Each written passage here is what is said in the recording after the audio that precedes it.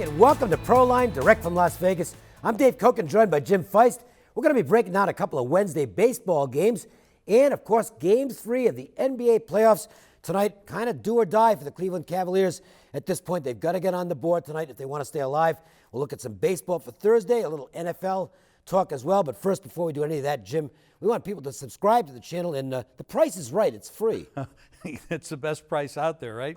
ProLineTV.com. Just click on the subscribe button and you'll get notifications on new videos. Plus, you'll be sent a code on how to get 7 days of my service absolutely free. That's ProLineTV.com. I think I want to talk about, I'll blow my own horn a little bit here. The postseason's been pretty good. Yeah. NBA, NHL combined, 19-7. That's from the very start of the NHL and NBA postseasons. Most of those have been in the NBA. Had a free play yesterday in the Nationals. Came through with 2 plays. The Orioles game cashed both of those, so things are going pretty well right now. And that means it's a great time for you to get in on a terrific offer. 8 days for $8. $1 a day for the next 8 days. You get all my value plays in baseball. You get what's left in the NBA Finals. I can tell you I won't be playing Game 5 of the NHL, so we'll leave that alone. Toll free, 1-855-472-2577. Make the call, make an $8 investment, and look what you get back. 8 great days of action across the board. Jim, you've been just absolutely crushing it. 25-15 NBA run. NBA Finals already 2-1. And the baseball run, I think it's now 61-32. 17-3 on the high rollers. Holy cow. You know, when you get on a run like this, it's fun. But nobody believes you. I know. It's like you're 2-1 and in your picks. It's just incredible. It's been a great run. 3-0 in baseball last night, 11-2 this week. It's Free Wednesday. That's right, Free Wednesday. A free play for me going tonight. The call is free. The play is free. High-end release, free from me. Just call 866-546-9467. I don't do this very often. You see the run I've been on. It's believable. It's real. It's not magic, but it's free. Tonight, 866-546-9467. All right, so I guess this is last stand time because let's face it, if they go down 3-0, the series over. You're not going to beat 4. You're not beating Golden State 4 times in a row. As it is, they're in trouble enough as it is. Cleveland needed to get one of those games in Oakland. They didn't. They got killed in both games. So last stand time tonight, how do you approach the game? Well, first of all, it's about psyche. We know what they can do physically. The matchups don't work. Golden State has beaten this team 7 straight times, and most of them have been blowouts. That goes back to last year, and when Cleveland had the lead in the series last year, and they switched lineups, they went small, Cleveland couldn't handle it. Tyronn Lue is a kind of a young guy heading this big team. Give it to LeBron, 6 straight finals, or this guy's been amazing. But is he really a champion at this level? Because he doesn't have the players around him that he had in Miami. And this Golden State team is pretty damn good. They go deep. They're like 9-10 deep. Some people say that the second string of the Warriors is actually better than the first string of Cleveland. And sometimes it looks that way on the floor. They're lost out there. They can't. They throw the ball away. LeBron, what do you have, 8 turnovers in the last game? A bunch. He's not an outside shooter anymore. His foul shooting is even questionable. Yeah, he can drive to the bucket. He's a horse. He's an athlete. He's great. But athletically, across the board, Golden State is the better team. Yeah, they're on the road. They're in Cleveland. The fans are going to be high for this game. We all know that, and it's in the number because instead of being a 7-point dog, they're a 1-point favorite. That's a big swing. The question is, and here's why I'm not going to tell you right here who I like in the game. Can Tyronn Lue, as young as he is, he's got some help there, can he make the adjustments that this team needs to make in order to beat this team? And will Golden State come in a little bit flat? I read that. That's a possibility. If they come in a little too cocky, a little too fat, and they're talking about, oh, they're better than, this and that in the past, which was a joke. It was never serious in the first place. But I was talking about the old Laker team. Right. Everybody talks about they were better than. It was really a joke, and it was done by Clay. His dad played on that team, so it was kind of one of those things, father-son. And the media, of course, took it as being serious, but it was not. This comes down to this. Can Tyronn Lue make the adjustments to offset the athleticism? He's going to have to go with a different lineup. Look, He has to. How about Thompson and Maskoff down low? Same time. Control the boards. he's not going to be able to out-athlete Golden State. No. Can't happen. Might be able to happen for a half, maybe even 3/4. But if he's going athlete for athlete, that type of matchup, fourth quarter, Golden State's going to beat him again. That's why I think if you're looking at the Cleveland side in this game, I don't know if you look full game. I think you look for a portion of the game because they might have a psychological edge early on, just come out roaring with Golden State up 2-0. The Warriors can relax a little bit here. I'm not sure they will. But I think what you're suggesting from a lineup standpoint is probably their best shot. I mean, obviously they're going to have to get good performances from the guys outside. J.R. Smith's got to pick it up. He's got to pick it up. He's been horrible. He has been terrible in this series. They've got to get, and they've played really good ball at home. They haven't lost a game at home so far. So maybe it's conceivable that they can do this. But I think it's not a problem. The reality is that they just don't match up athletically with this team. And look, this is the other thing as far as the Warriors are concerned, is there's no lack of motivation here because these guys are aware that all they keep hearing is, they won 74 games, they're terrific. They get killed by Jordan, or they get killed. And they wouldn't, okay? If you want to feel that way, I guess you can, but these guys are better athletes and they're bigger. And by the way, they've got the best shooter who's ever played the game of basketball on the team. Incredible. This is an amazing basketball team. And Greg Kite, interestingly enough, longtime NBA guy on some championship teams in Boston, Greg Kite said they'd run us off the floor. They are exceptional. I don't know, when you take generation to generation, you go back to when they played big guy basketball underneath and stuff, I'm not sure how those teams would match up because, and then you go back far enough, there was no three-point shot and right. all the things. Right. And today they allow walking, and back in those days they were very physical and they beat you up before you ever get down the floor. You can't really go back. But I'm talking about now, right now. If Golden State comes to play and they come with the same motivation that they have all year, I don't feel anybody in basketball can match up with them other than OKC. And the reason I say that is OKC had the matchup that will bother this club, and that was the big guys down underneath, Adams and Cantor. That bothered them. And then they had the outside play from Durant and Westbrook. Of course, Westbrook and Durant turned the ball over every fourth quarter, blew everything up. They were up 3-1 over this team. They were almost gone. If it wasn't for Klay Thompson, 11 threes in one game, they lose. They're not even here now. So it's doable, but you got to change the lineup. You got to change the style of what you're doing. I don't even know if it is doable because here's the difference: is that when it comes down to the end of the game, Golden State doesn't think they're going to lose. It never even enters their mind that they might possibly lose the basketball game.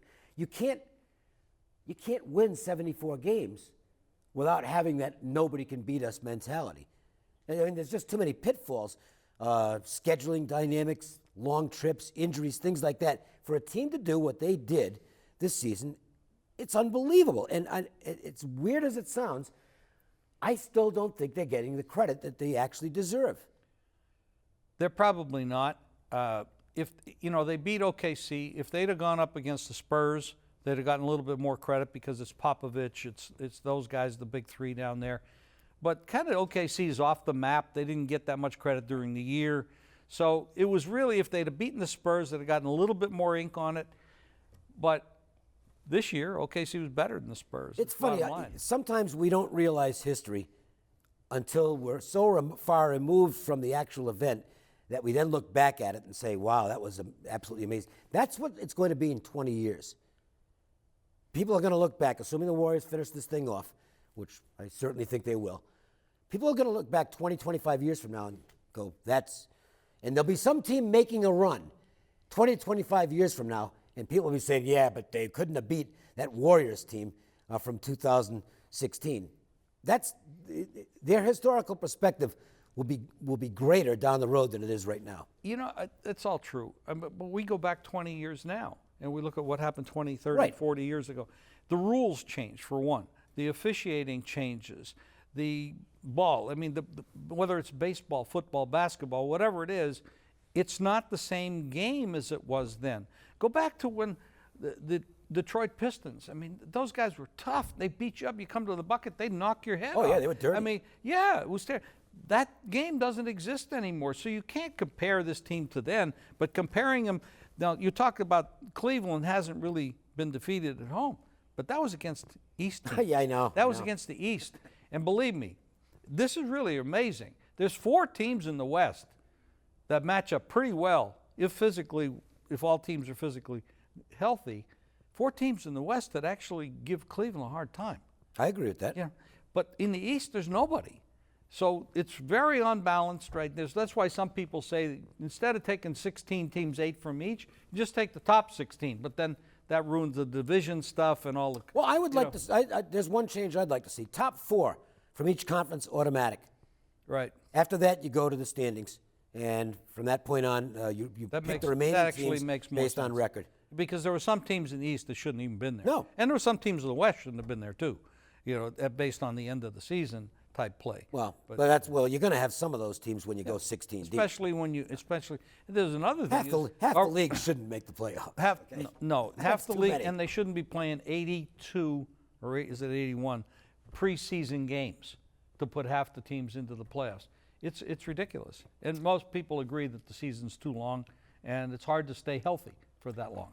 If you want to ask us any sports wagering questions as they pertain to Las Vegas, state of Nevada, obviously, go to ProLineTV.com and be sure to hit the subscribe button to get 7 days of action free. Plus, go to JimFeist.com for free stats, articles, videos, podcasts, my free fast facts. You'll love them. And play with the nation's top handicappers. We have plays up from them all the time. So it's only June, but we're already starting to see some of the contenders separate themselves from the pretenders. And 2 teams that look like they might be sticking around in their divisions this year, who haven't had a lot of taste of success recently, the Cleveland Indians and the Seattle Mariners. And they're going to match up. They wrap up their series at Safeco. You've got Tomlin versus Carnes in this one, a pair of right-handers, both off to a reasonably good starts. Carnes has maybe gotten a little bit fortunate. Tomlin is really interesting because now he doesn't fit with this group, but if you look at some of the base numbers, you get into the analytics, it's not as strong, but if you get into some of the base numbers going back to the end of last season, he's like in the same grouping with like Kershaw's and Arrieta's and guys like this. Wait a minute, Josh Tomlin? Fact is, the Indians keep winning when he shows up, and the guy's been pitching good baseball. He's not going to wow anybody with his stuff.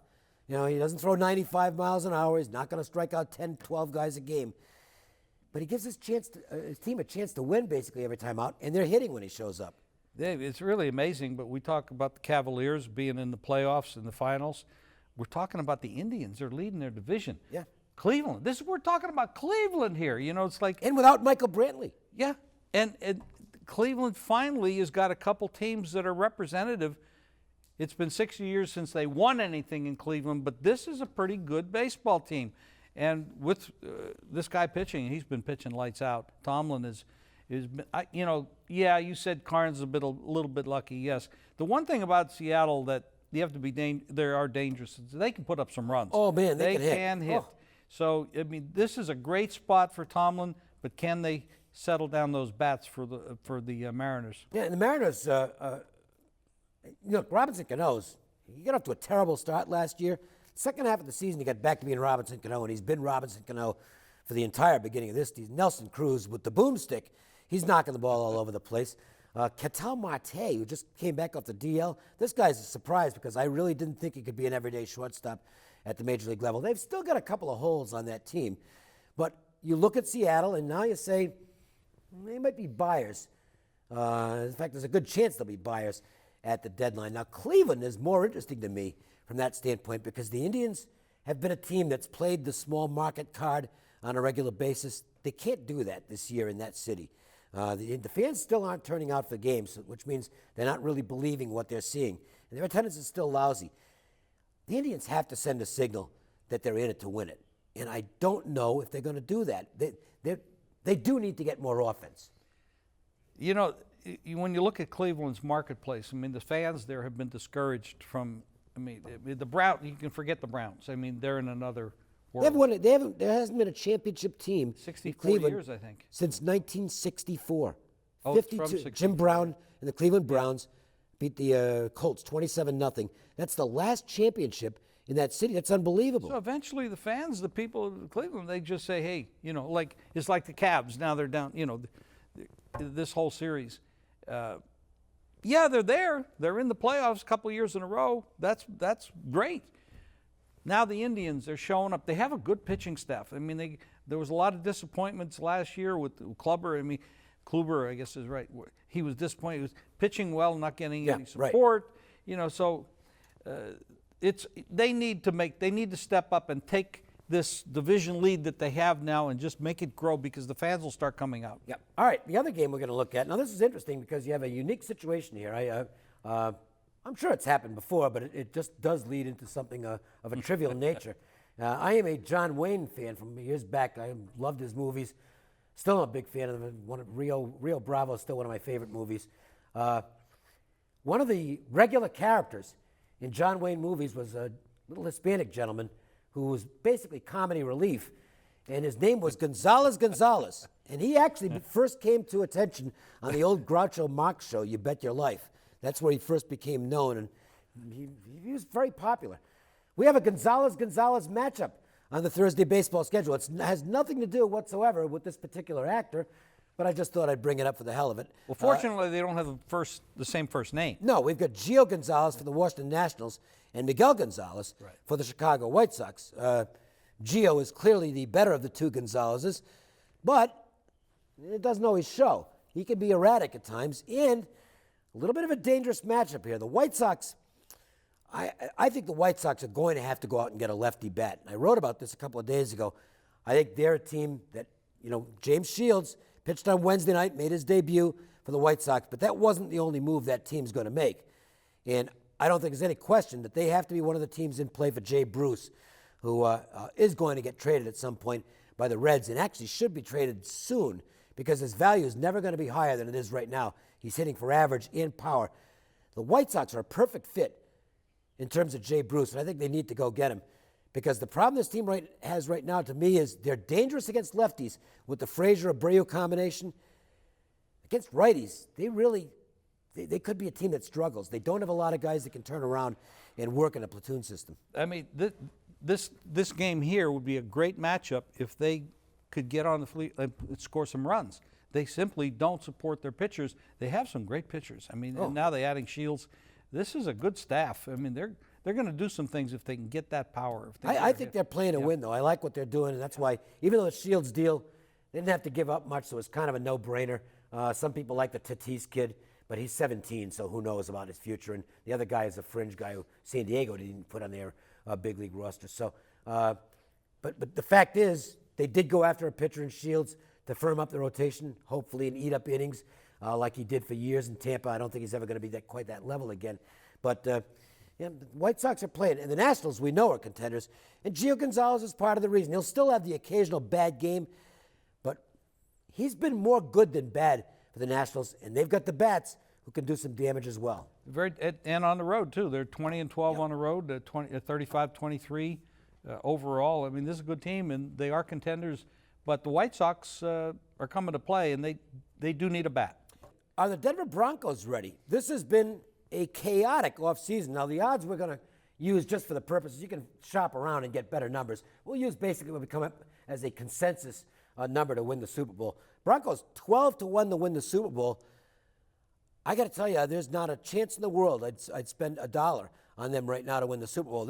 I know, look, Bronco fans might not like me saying this, but I think Bronco fans will even admit it's been a rather turbulent offseason, and they're not in the shape they were going into last season. Plus, they're the defending champs. Everybody's going to be going after them. I think they're a lot longer than 12-1, in my opinion. It's difficult for people to repeat. Oh. They've lost some players in the offseason. John Elway, they got the thing, they got the trophy, they held it up, everything else. But I think they got a little fortunate last year because they went against a team that made a lot of mistakes. They really didn't have much offense in the Super Bowl. No, it was a terrible game. We both won it, but it was a terrible game. Awful game. But, now Osweiler's gone, Manning's gone, Mark Sanchez, come on, you got to be joking.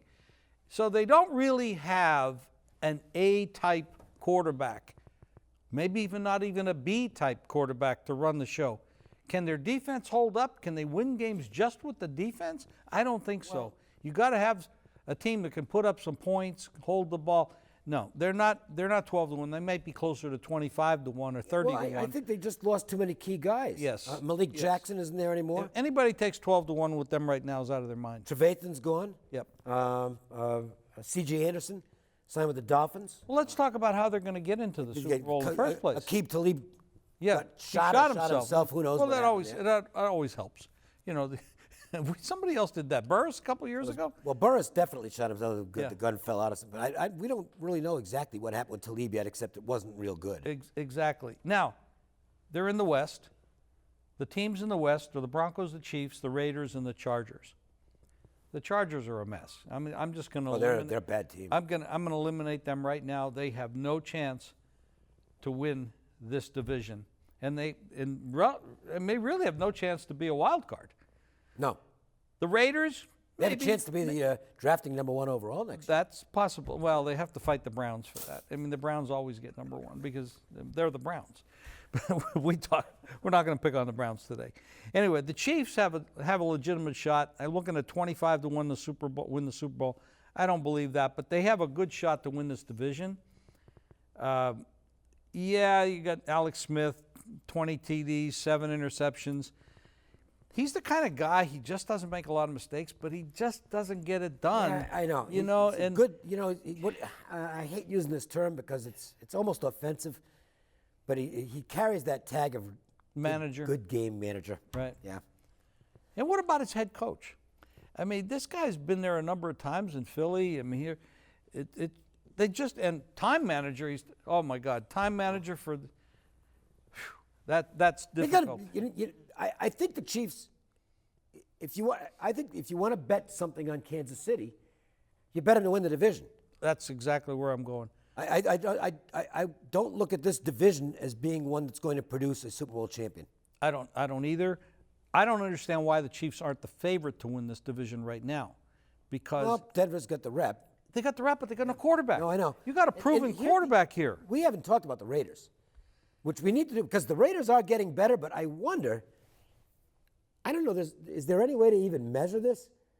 The Las Vegas thing is real. Okay, it's got a good. Despite the fact that the commissioner, I don't even care what he says anymore. This has an excellent chance to happen. What do you do with their home field advantage? Is there a home field advantage if a team is a lame duck team in a city, which they might be? I got to tell you, that's not a good thing for them at home. The Rams last year. Yeah. Everybody was talking. The Rams are leaving. They're going to L.A. Their fans, they weren't that supportive. No. Okay, same thing here. Although, the Raiders, I think everybody's overplaying what the Raiders did last year. They played a schedule that was kind of weak. They still, 24th in yards, 17th in points. Where do you put Derek Carr? Where do you put Derek Carr at this point? He really did improve last year. So is he ready to ascend to that, I don't know about elite, but close to all-pro level? 32 TDs, 13 interceptions, 3,900 yards, Didn't make the big mistakes last year that he'd made the prior year. With quarterbacks, this is what I say about quarterbacks. If you can take a great athletic guy, sit back there, give him plenty of time to throw the ball, he'll kill you. But how's the offensive line? What's the running game like? Those two factors for a quarterback come into play a lot, and people don't really give it credit. So great quarterback can be really awesome, Super Bowl talent, if you give him those two things, offensive line and running back. That's part of it. They didn't beat that many good teams last year. And I'm worried. But the scheduling was just murder, and it's a bad schedule again. They've got It is a bad schedule. A lot of East Coast trips. East Coast stuff. Yeah, it's really and tough. That's tough. But if the Denver Broncos are down and the Chargers are down, that could end up being 4 wins for them in their own division. So then they got a battle with KC. Right now, I'm saying the Broncos are really going to be down because I don't know what they're going to do at quarterback. I think Simeon's going to end up being the quarterback. Come on. He's going to make mistakes. Of course, he's going to make mistakes. And almost no quarterback makes it through the whole year without injuries. So we've got a consensus, I think. Chiefs are our pick to win the division, and no team in this division worth an NFL, a Super Bowl future. No. And no wild cards out of this division. All right. Now, if you want to get free plays each day in a recorded message, we have a toll-free number. And you can, it's just that simple. You call the toll-free number, you get the pick on the phone. 1-888-478-9222 is the number. Make sure to call every day because there's going to be a free play every day. Also, go to ProLineTV.com, click on the subscribe button. You get notifications, videos, plus you get podcasts, and you'll get a code how you can get 7 days of free service, ProLineTV.com. Now let's talk some football. Okay. And do we just concede this division of the Patriots every year? Yes. The organization is so vastly superior. Yes. It's not all about talent. The Patriots are a way better organization than the other. That's been a big part of the problem for the Bills, the Jets, and the Dolphins is organizational malfunction. Now, we think that one of these teams might have finally figured things out and might be ready to start making a move up the ladder in the division, although the Patriots are still clearly the best team. Totally the best team, best organization, best quarterback, best head coach. We have an issue with Tom Brady and whether he's going to miss 4 games at the beginning of the season. You know, but even if he does, they can go 2-2 without him. Garoppolo looks like he's a good young quarterback. Even if he does, with this organization, their defense, their offensive line, et cetera, even if they split those games, it won't make any difference. What are we talking about here? The Jets with Geno Smith at quarterback because they won't sign Fitzpatrick for the money that he wants. The Bills with Rex Ryan, Rob Ryan. You know, the Bills last year, the 2 previous years, they had 57 and 54 sacks. Then they bring in Rex Ryan. They dropped down to 21 sacks. Yeah, but they moved up in another category. Turnovers. I mean, penalties. 2 penalties. 168. Yeah. They led the league in penalties. What makes Rex Ryan such a bargain as a head coach? I get the impression that he is, we were talking about this actually, he fits that profile of players coach. Players love to play for him, but that doesn't mean they play well for him. To me, you've got a lack of discipline that showed up in all those penalties last year, and now you're bringing in Rob Ryan, and I mean, I hate to crush the guy, but the results just haven't followed Rob Ryan wherever he's gone. The defense Dallas, the getting Saints, worse, don't they? I mean, it's not, their dad was a great defensive coach. Yeah. You know, he did some things in back 85, 86 Bears, et cetera. And the Ryans seem like if I were a player, boy, that's a guy I'd like to play for him. Yeah. Because you want to bust your butt for him, but that doesn't mean you're good for him. They're just, the discipline isn't there. I don't like anything about the Bills right now, to be honest with you. I think Taylor has could done go some backwards. things, though. Miami has done some things. Well, they brought in a coach. John Gase is really highly regarded. Yep. And you have potential there. I mean, Tannehill has been kind of hit and miss. And if he shores up his game a little bit, and he's been working hard to do that. And that's where Gase is supposed to be a strength. Right. And they got some people working with Tannehill to try to improve what he's doing down there. This could actually be the number 2 team in this division. I would give it to the Jets first, but without the quarterback, you're not going to win with Geno Smith. I'm sorry, guys. He is not going to win for you. And Well, look what else is there. Oh, yeah. Petty's a project. You mean you don't like Hackenberg? Hackensack, Sackenberg. No, I mean. I like Sackenberg. That's a good name. Well, he might be when he's out. Look. He's not been doing very well in the OTAs, by the way. And the fact is, no matter what, you can cut it down any way you want. The fact is he didn't get the job done at Penn State. No. If you remember all the hype that followed him when he arrived, he's going to be All-American. He's going to be, and if you look at him physically, why not? He looks like the prototype quarterback. He's got a good arm. He can make all the throws. He just makes too many of them to the wrong team. And the fact is, I know Penn State had some offensive weaknesses, they're kind of a nondescript team, but if you're a star quarterback, if you're that talented at the college level, you're going to find a way to get your team down the field and into the end zone at the college level. And he didn't do that at Penn State. Their offense couldn't score. Some of these guys could actually develop if they had a developmental league and they actually did that. Yeah. Because you give them 2-3 years in a developmental league, hard to say that, and they could come back as something. But these guys get thrown into the mix and lose their confidence because they're really not ready, and this guy's not ready. This team isn't ready. They're having revolts. They've had a couple guys sit out already because they haven't signed Fitzpatrick. You know, that's an argument that they have there. How much is he worth? Well, if you're paying new kids 15, 16 million that have never been tried true, he had a pretty good year last year at 31 TDs, 15 interceptions. He deserves to be signed. If they want to have a chance to win, they need to sign him. I think so. Yeah. I mean, if you believe you've got a chance to make the playoffs, you've just got to. The problem is they don't want to. But this is not a championship organization. Doesn't seem that way. No. And none of these other This three is part are of the either. problem when there's, you've got, I don't know what phrase you want to use for the Patriots, but you've got perfection that you know going in each year, oh, there's those guys. It makes it really tough to do the job if you're one of the other three teams that's stuck in that division because you almost know going in you're playing for second. This happens all over the league. I mean, if you look at Pittsburgh, you look at these other clubs, the Denver Broncos, they have good organizations. Granted, they have their years where they're down and they're rebuilding. They make, but they're never awful. They're never awful. Never awful. These teams could potentially be awful. The Bills could be awful. They could be if they continue on this road.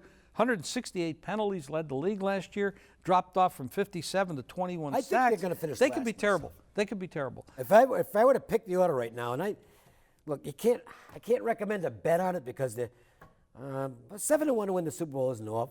It's not great, but 5-9 to win the division. I mean, you just can't. And yet, if I wanted to pick up a quick buck, I might actually. If go it was a 5-9. let's say if it was a boxing match, and you really know boxing, that's not a bad price. No, it's not. It's really because not. they're not fighting anybody. I just don't see the long shots being worth investing in that league. All right. Exactly. Reminder: you get free plays every day. This is about the easiest thing in the world as far as getting these plays are concerned. You call a toll-free number, which I'll give you. It's 1-888-478-9222. And what you get when you call is a recorded message with a free play on it. It's simple as that. Absolutely, Dave. And also go to ProLineTV.com. Click on the subscribe button, and you'll get notifications for new videos. Plus, you'll get a code to get 7 days of my service absolutely free. That's ProLineTV.com. And that is going to wind up this edition of ProLine. We hope you'll tune in again next week as we'll continue with baseball, probably a recap of basketball and hockey because they're going to be done by that time. And obviously we'll be looking at more NFL stuff as well. We'll see you next week with another edition of ProLine.